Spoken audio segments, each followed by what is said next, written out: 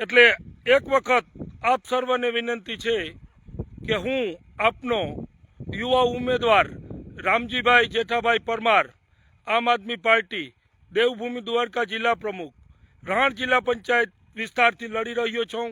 પાણી, શિક્ષણ, આરોગ્ય, રસ્તા આ દરેક સમસ્યાનો જે આજે 35 વર્ષ થયા વણથંભ્યો વિકાસ રાણ જિલ્લા પંચાયત વિસ્તારમાં જે રહેલો છે તેનું નિરાકરણ લાવવું છે।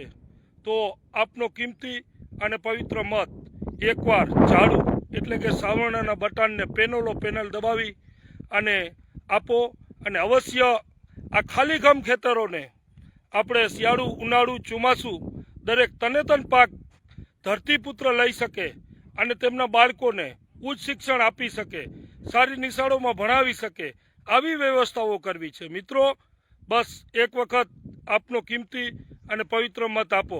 આ જોઈ શકો છો ને તમે, આ સ્થિતિ છે।